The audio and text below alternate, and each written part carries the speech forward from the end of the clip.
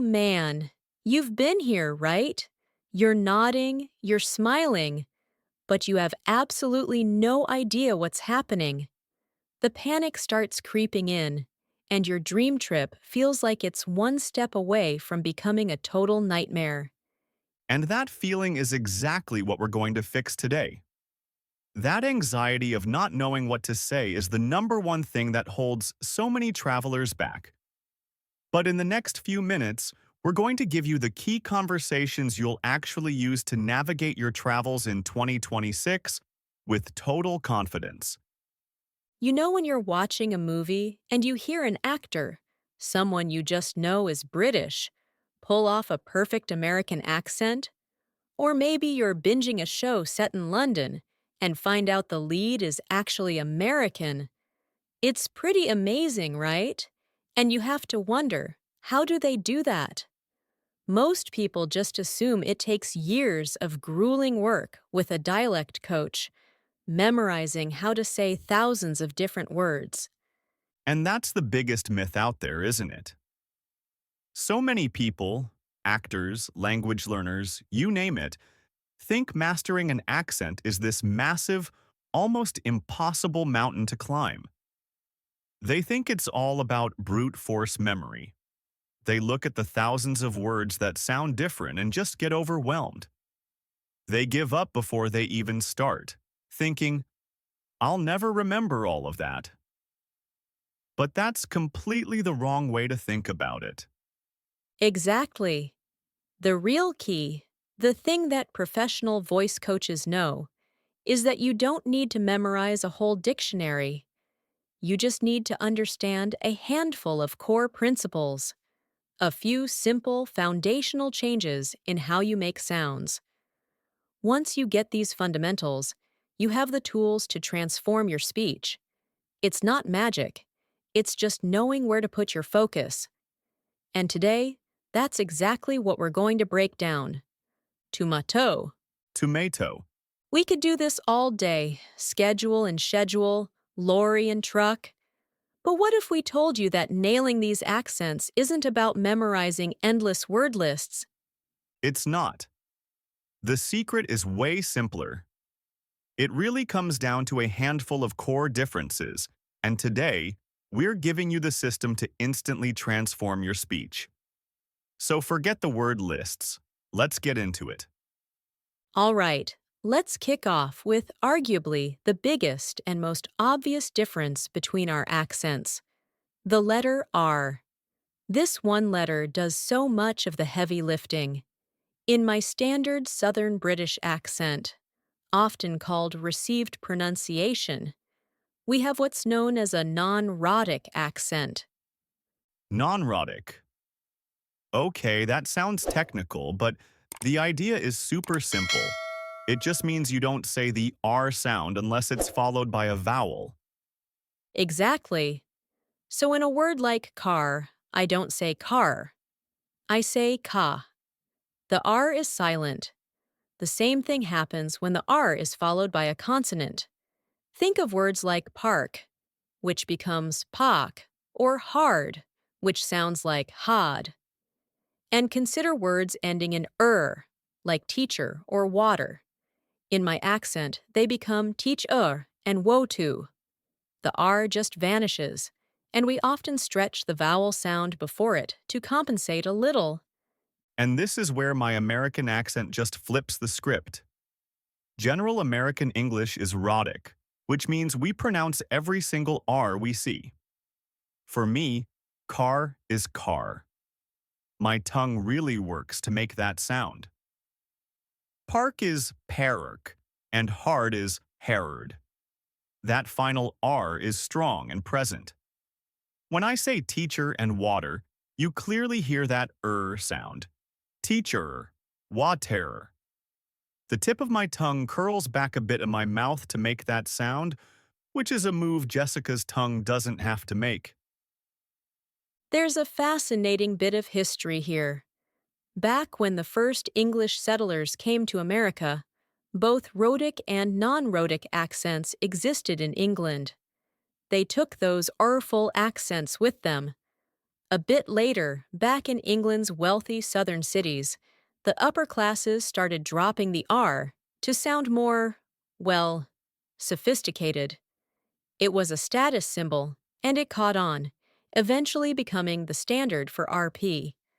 So in a way, American English just held onto a sound that was becoming less fashionable in London at the time. Let's do a quick fire round so you can really hear it. Just listen for the R sound, or the lack of one. I'll start. Bird, Bud, work, wook, market, market, for. fa. See? The difference is immediate.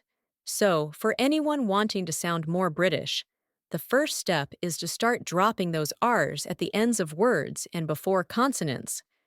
And for those aiming for an American accent, you've got to make sure every single R is heard loud and clear.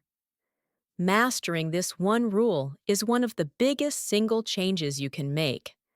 All right, let's move to our next giant clue.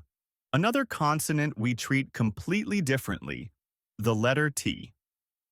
In American English, we have this little habit that really changes the rhythm of our speech. It's called the flap T. It sounds like a new dance move, Adam. What on earth is a flap T? It kind of is. Imagine your tongue doing a quick little dance. When a T shows up between two vowel sounds in American English, we usually don't hit it with a sharp T sound. We soften it into a quick tap. To many people, it sounds almost exactly like a D. The classic example is water. I don't say water with a hard T, I say water.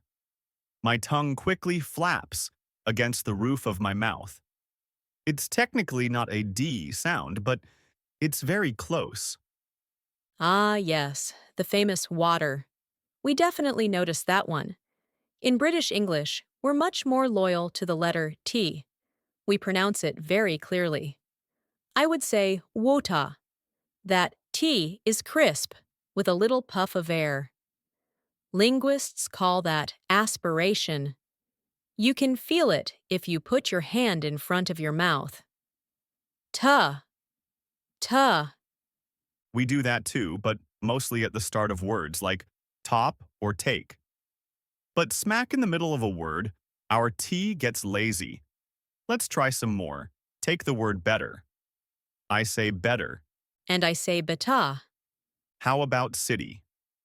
I say city. and I say city, very cleared. Little becomes little. Butter becomes butter. Party becomes party. This is incredibly consistent in American speech, and it's a huge part of our accent's rhythm and flow. If you start using the flap T correctly, your accent will instantly sound more authentically American. But the British T has its own secrets, doesn't it?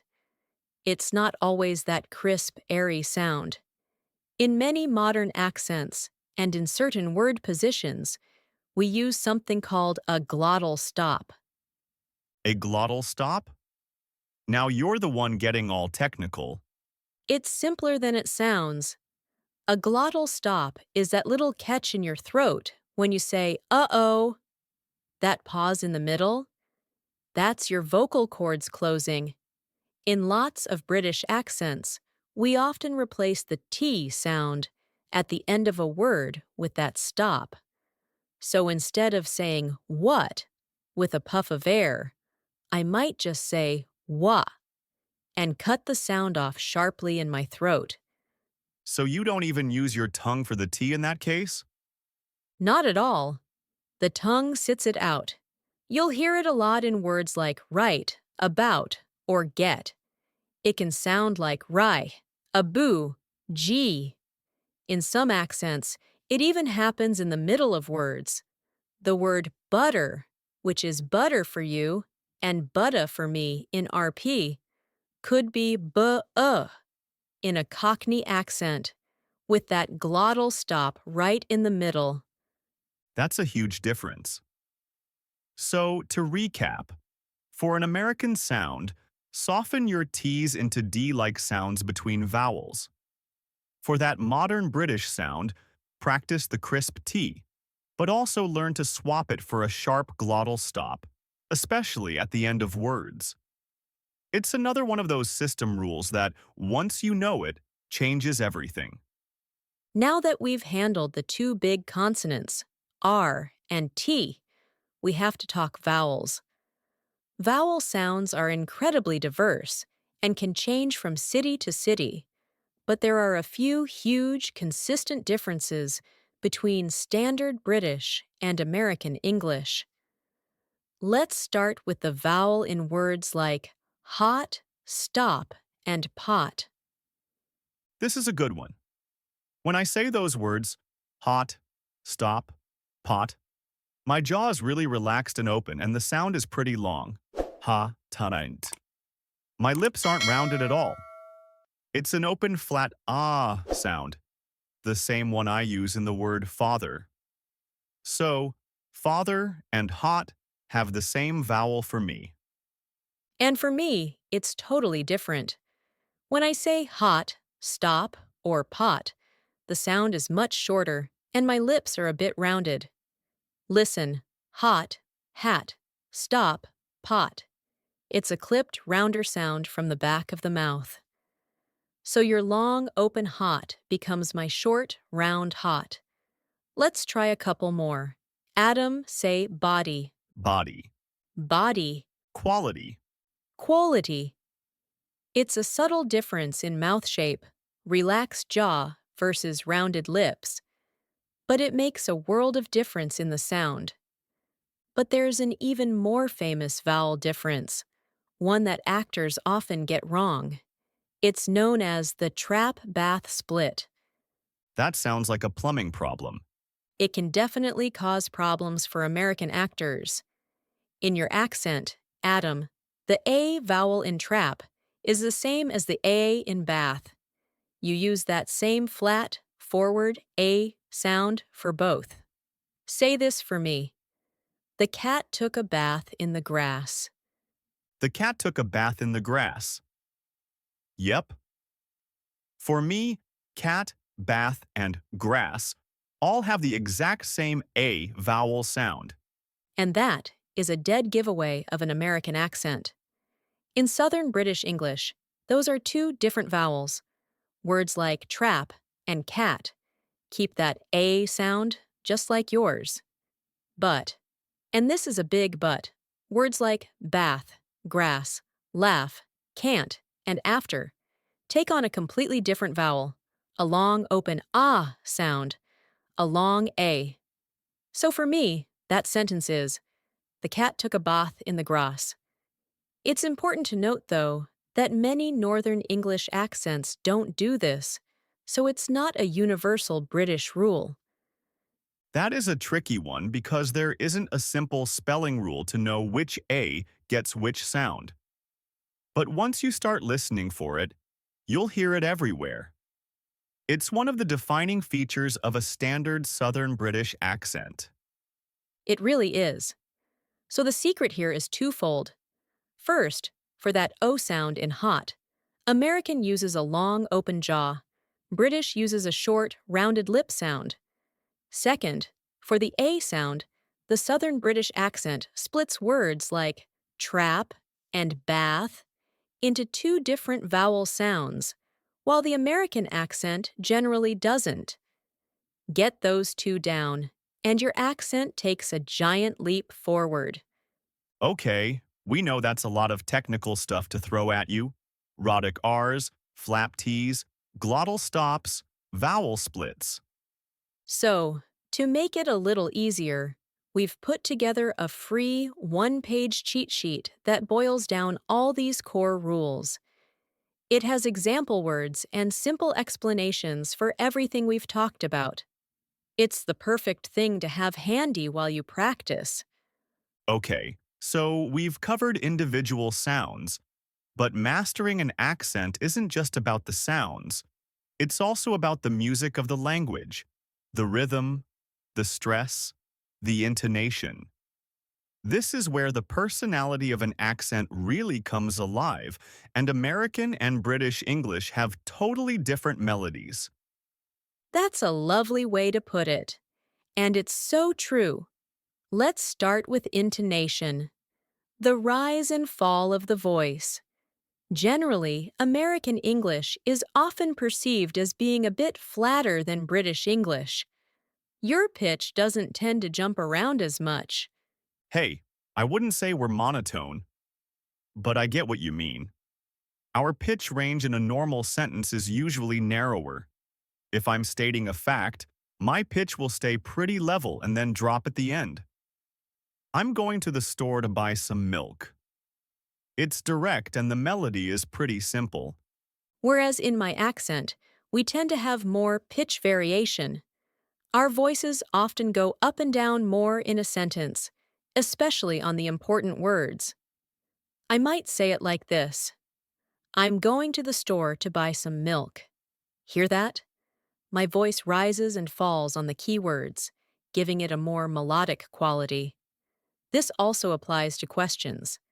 In American English, a yes/no question almost always goes up at the end, right? Right? Are you coming to the party? The pitch goes up to show it's a question. In British English, that's not always the case.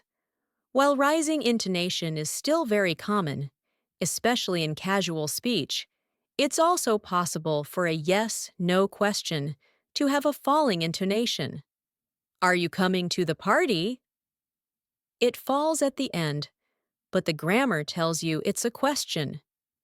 This can sometimes confuse American listeners, who might think a falling tone means a lack of interest, when it's just a normal speech pattern. And beyond the melody of the sentence, there's also where we put the stress in a word. For a lot of words, it's the same. But for a group of words, especially ones borrowed from French, we often have different tendencies. American English tends to stress the final syllable, And British English often stresses the first. The classic is ballet. I say ballet. and I say ballet, How about garage? I say ga-rage.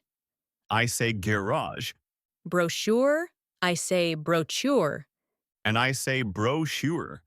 But this rule isn't foolproof. What about the word address? Ah, that's a tricky one.